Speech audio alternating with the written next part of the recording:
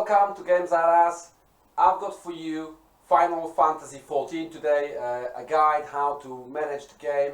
One of the biggest online games right now playing in the world by over 25 million people, over 160 rewards won worldwide for gaming. So be with me, subscribe now so you don't miss out on anything, and I'm gonna let you know how to start the game and what is the best options at the beginning for you as a gamer to go through the game smoothly and progress easy. So let's do this. So to obtain the game, you can do it two different ways. You can either buy it on Steam if you're a sort of a Steam user and you can pay over there, but you can also go to a website for Final Fantasy and you're going to have to sign it with Square Enix account. But the only advantage of doing this is that you can have a free trial account which is up to level 60. You just quickly start up your, obviously build your character, put all your details in, and there you go. You don't have to pay nothing up to level 60 in the game.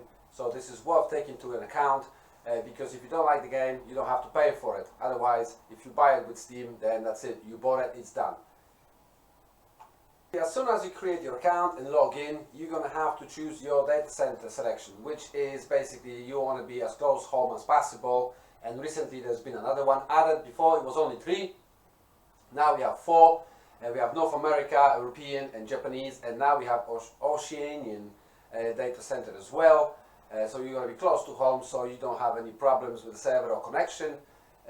I'm using the European one, and you're probably wondering that there's like a star here by the Chaos one, which basically means if you go to the European one and choose Chaos, for example, so let's just click on there, and there's a little star over here, that basically means that this is preferred by the by game makers themselves, because if you do choose that, for some reason most people have been choosing light.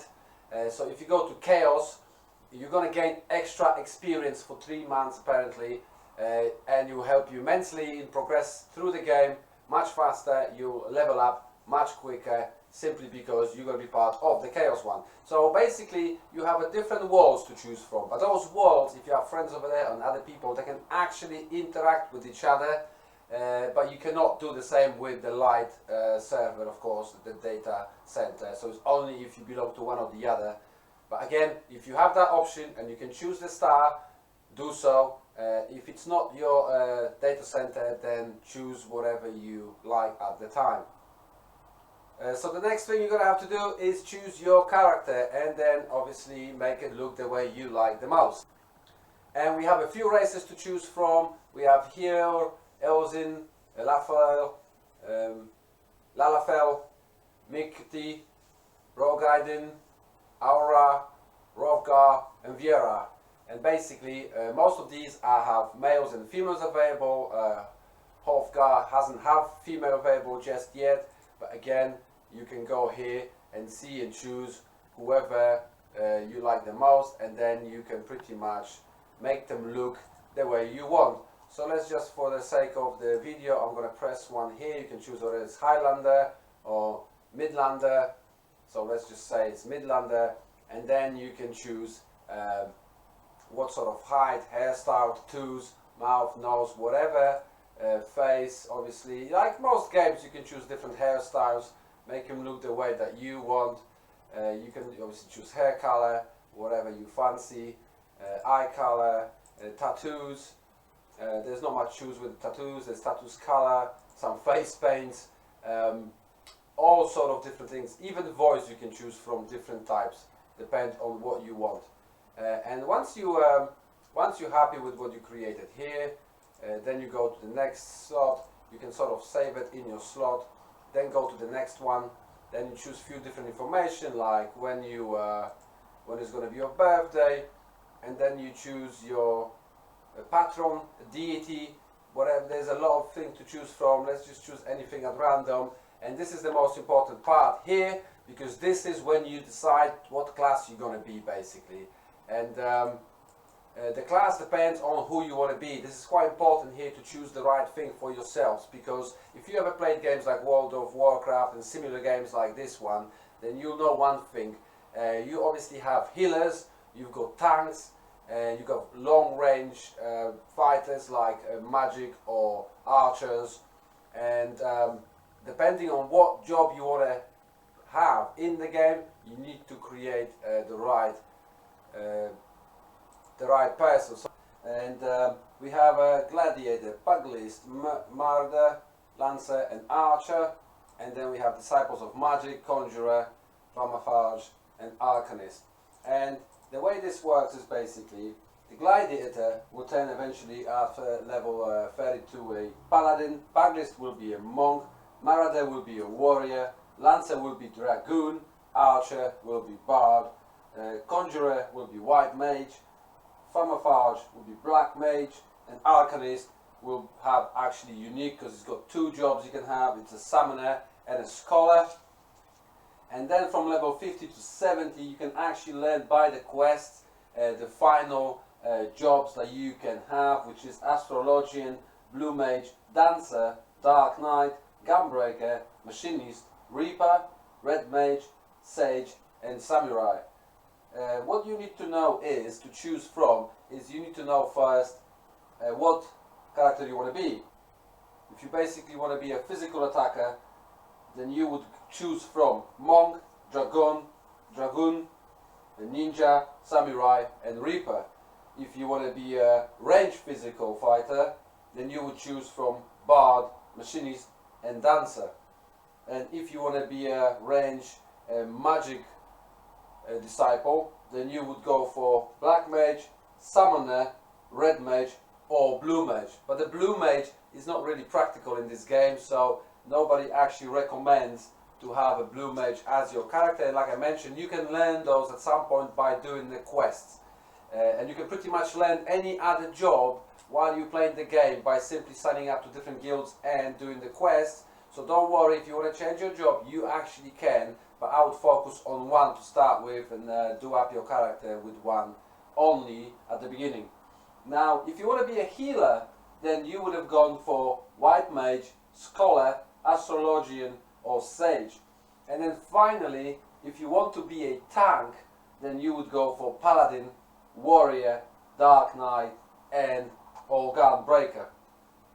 So now we have all the jobs off the way, and obviously now you ask you to choose your server. Once you choose your server, you're ready to play the game. So let's talk about quests, guys. And the main quest you will always have is you're going to come up to people like this. You're going to have above their heads saying there is a quest with exclamation mark, and your main quest always will be here in the left top corner. They're always going to be shown here, and you can press on there and it's going to show you where you can get to. And this will show you also, as you can see, it's like a bit of a flame coming out from this circle. Looks a bit like a meteor, and this is your main quest. Always a main story of the game, and you want to follow them constantly. That's what you want to focus on from the beginning of the game in order to progress nice and easy. These blue ones that you can see up here right now, they sort of like a second, like a third most important non-story missions that will allow you to unlock different professions and jobs, because you can change your jobs at some point and learn different professions that will guide you through it. The secondary most important in-game missions I'm going to show up here underneath. Always, they will come every 5 levels up to level 60, and then every 2 levels after level 60, and you can click on them and they will guide you through. It's always to do with your primary job. When you start with your adventurers guild in Ul'dan, and you can click on them and they will show you what to do and where to go. And finally, you only have a normal quests that will literally look like this, and these are non-story side quests that are not really as important, so don't focus on those too much. Maybe at the beginning, if you want to earn a few extra gil or a few extra experience at the beginning, that's fine, but at some point you will unlock, as you go through the game, recommendations, and you can click on those recommendations around level 2, depending on what missions you got to and level, and it will show you what missions they recommend for you. And also there's a Hall of Novice here, which another thing you will unlock at some point, which is just here. It's called Hall of Novice, and this will allow you to learn about different jobs, unlock different jobs, teach you how to fight and how to behave while you're doing those jobs. So game is guiding you through fairly well as well. It has a way of guiding you where you need to be without you stressing out too much. So if you miss out on anything, the game always going to guide you as well. The next thing I want to talk to you about is your gear. So basically you can press either C to go to your character and it will show you all the gear here. You can click on your weapon, for example, and it will show you all the equipment that you have. For example, you can change the equipment into a main hand, which this one, for example, is for a different job. And if I put that on, now I'm a weaver, which means I can actually, this is for the profession, jobs and classes are here. So you can see I'm a goldsmith, weaver, alchemist, and miner so far that I unlocked. But you don't have to focus on those at the beginning. That will come later as you progress through the game. And also, as you can see, I have a gladiator unlocked, which is a tank. Healer, I have none unlocked so far. Obviously, my Pharmaphage is 19th level at the moment. I've got Pugilist, which is just a melee.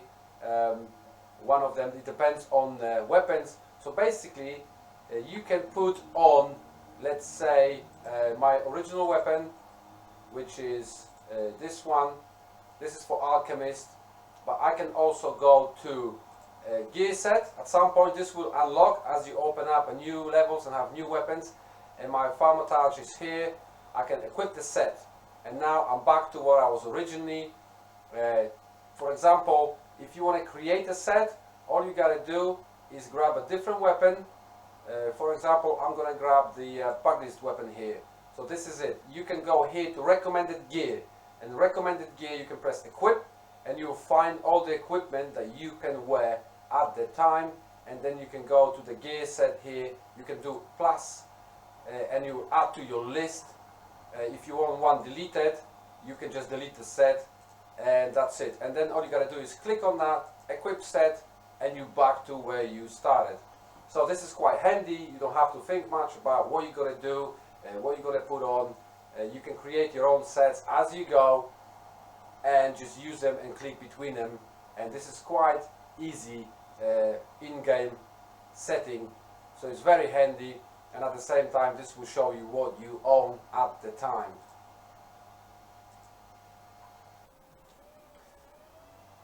So also we want to just go through quickly basic stuff. So you got action and traits. So this is pretty much if you are a magician or healer, you got all your traits here, your weapons, which we're going to have here in the middle in your slots that you can actually use for fighting and magic and healing. You got your role here, which is another one unlocked. You got your traits. That basically means that's to do with your job. And other than that, you have your inventory. You can just press I if you like, and show you what you got at the moment in your inventory. Again, you can go just to armory chest, and it will show you all your weapons. You can obviously go to your currency, and it will show you how much money you've got and other bits and bobs, and throughout the game. And also you have a journal, and you have a key items, which these will be here, key items. That's usually to do with the quests. That's where they're going to be stored, and usually you have to give them back to wherever you have to get to. Now, there will be something called logs here, which actually will unlock as you go by and earn your profession. So there'll be like hunting log. You can see in the hunting log what you actually killed, and there is rewards for receiving, getting leveling up difficulty levels. There will be like crafting logs. If you craft anything, you can actually craft here if you have the right items. But you have to change your weapon for that crafting. So if you, for example, a miner, you have to change to a pickaxe. If you're a gatherer, you have to again change your weapon to like a mining, for example, and then you can start doing those. Next thing is to travel. So you've got a map, teleport, and return, which are here on the front. So I'm going to go back to this in a moment, how this all works. And this is, you can do a party members, sign in waymarks, ready check and countdown. But if you're playing the free trial version to start with, you cannot invite anybody else. They'll have to invite you if you have any friends in the game. And here we have a social, we have emotes that you can do, you can send to people. So you have all different things here. that you can use, but again it's a little bit restricted when you when you are on the free trial, and at the end you have a system settings depending on you. But now let's go back to how to travel and what do I mean by the return and teleporting. So teleporting, basically the way the teleporting works is you have these Ethernet shards everywhere, and we also have like a main massive shard. I'm going to quickly go in a moment and choose, for example, all done, and it's going to take me to my home crystal that you're going to realize in a minute what that means. So once you unlock all these, you don't have to use any more like boats or airships, because there's airships available in the game. You can just simply do this, but this costs you money. So as you can see, maybe left bottom corner, I just spent 456. But I'm back now to my hometown, which is Uldan, and this is the main crystal when you're going to start Ephemerite, and these are in every major map that you can go to, press the right mouse button, and that will sync with it, and you can set up as a home, or you can change it somewhere else to be your home. It's up to you. And this is the main city that you are in. And of course, all these little ones, if you click on the map, you're going to see little bits like the blue little crystals, and they all around the town. You want to go and unlock them all, sync with them, and then you don't have to run around. You can actually move about for free when you're using those, but when you're using major distances between the massive maps from one map to another, that will cost you money. So this is very handy. It will help you move about the regions and cities much faster and level it up much quicker that way. There's one more thing I want to show you, which is here on the map. You see like a purple star or like a violet star in the circles, which they are called fate. You can join the fate here. You can fight with other players or simply do it yourself. Sometimes it's to do with also NPCs taking a part in it. If you're already over leveled for it, use something here called level sync. You need to level the sync in order to get the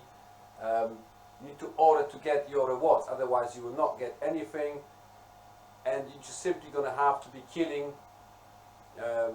pack of goblins, whatever that is. There we go. So there's already someone doing it. So this is the NPCs in the game.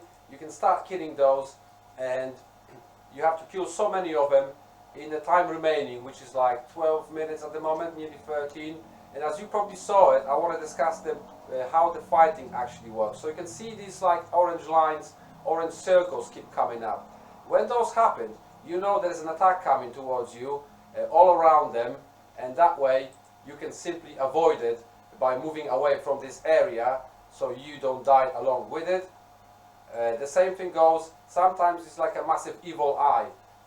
Depends on the enemy that you're fighting, and if you ever see this red big evil eye coming up in the middle in front of you, you don't want to be looking towards it. You want to turn around and go around it, simply because that could either stun you or turn you against your fellow party members, and you could actually end up attacking your own party. Also, quite often, as you see, there's like an arrow to the front, which means you don't want to be in front of it, you want to be on the side if you're ranged player. I'm a black mage, so I'm always sort of fighting off the side. This is the way I fight. This is not the close range fighter, and it's most effective on the side or from the back of the enemy. Now we can see the orange line again that I've been avoiding so I don't get hit. And this is pretty much how you have to progress. Of course, if you're a tank, you're going to be right in front of it. You still can obviously move from it just to make it easier so you don't take any extra damage. But again, you don't want to be in the line of that fire, basically, like I am right now. So that's why I'm moving away, so I don't have to be I don't have to take any damage from him. And again, this is your, like I mentioned, interface, all your slots here for the fighting, your magic, so you can basically avoid all the enemies. And this is the simplest way to see and learn how you progress. But like I mentioned before, you also have a Hall of Novice here, which will teach you how to fight and how to behave in different situations. Depends on what job and what class you are. So don't worry too much, the game will still guide you through it, and you will still find your way through the whole process of fighting. The game is done and designed really well to explain those things. So there we go, the fate was completed, and I've earned 350 experience and only 10 gil, but this is only because it was a small level mission. You will have at some point unlock a mount. Now you're going to have your own chocobo, and this chocobo is going to have his own levels. You can actually keep him out for 30 minutes, then you can press again to keep him out for another 30 minutes, and after that you're going to have a global cooldown. And when it comes to global cooldown, you also have the cooldown while you're fighting, like I was just doing it. It takes a few seconds before you can use it again while you're casting. Some of them are instant, so not always, there's not always a cooldown. But when it comes to chocobo, it's going to have a saddle, which is like an extra inventory you can keep in, and like I mentioned, he can level up his own, he can actually help you out in a battle, and at the same time he also level up differently. He has his own items, he has his own gear that help him to fight. And also when you actually died in this game, you're going to have an option to either stay on the map still or go back to your home. And in that case, if you are in a raid or dungeon, it will just respawn you at the beginning of the dungeon or raid again. But other than that, you go back to your Everite, which is your home. Let's say like mine is in Ul'Dan, that's where it will take me. We already been there explaining it when I've done the teleporting. Or you can simply press return, and return will always take you home, which is in this case in Ul'Dan city. Again, the Everite we've been earlier visiting. The next thing I want to show you is a fall damage. Well, in this game, you cannot die with a fall damage. You can actually jump of a massive, distances, and the worst thing that's going to happen is you might go down to level 1, 2 HP 1, but you're never going to die. But you can die if you're actually in the middle of the fight, and then someone adds to the damage. If you're actually running from someone, then in that case it's very possible for you to die. So once you died and you respawn in your home Everite, let's say in Ul'Dan like me, you're gonna have to go and repair your weapons next, because the weapons take damage, and the best way to do this is to click on a map if you're not sure where, and you're gonna have like a hammer looking sort of it's gonna say repairs, and usually any guild inside will have a mender as well. So if you know where the guild buildings are, you can simply go there and do it that way, or you can simply go and find the mender on the map, and he will do exactly the same job. It cost you a bit of money obviously, but it's worth doing so. And at the same time, if you are glamoring your weapons, there's something that you can do in your room, which is called the glamour weapons. You need to have them repaired in order to do that and work. So there it is, independent mender. You click on that, you say repair it all, 11 gil, there we go, it's done. And now all the weapons are correctly fixed. So another thing you want to know is the what is called the duty finder, which here will find you a different parties and raids, and that will allow you to get extra money and nice bonuses for your character. And this is where you might use that all the time, but you have to remember that a lot of these options, they unlock as you progress in the game. A lot of these are not available at the beginning, so it will be a while before you actually get to that point. So you go to the achievements, and you've got few more items that will unlock as you go. So don't be worried if you start a game and suddenly there is nothing showing there, because this will come later, all these extra options, and the guide will guide you through it pretty good itself. It always explains where to go next and what to do and how to progress there. So just remember, keep sticking to the main story. You don't have to learn all the jobs, you don't have to do all the blue quests. But like I mentioned, you're going to have your quests that's to do with the job. There's always going to be secondary quests underneath your main quest here in the left top corner. So you want to click on them when they show up every 5th level, and then you're going to start keeping up with them and doing them up, because that will increase your job level of your character.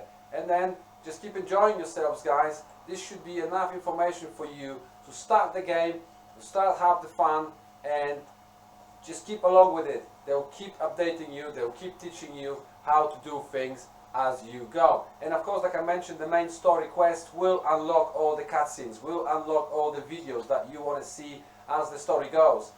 And for now, I think this is pretty much everything, all the basics that you need to know. And don't forget, there's also something else here, that you have a sprint available. I mentioned before about your action and traits, and this is one that you need to have, which is the sprint, which is going to be the general, I believe. You've got a teleport sprint, and you want it out there so you can use it the way you want it.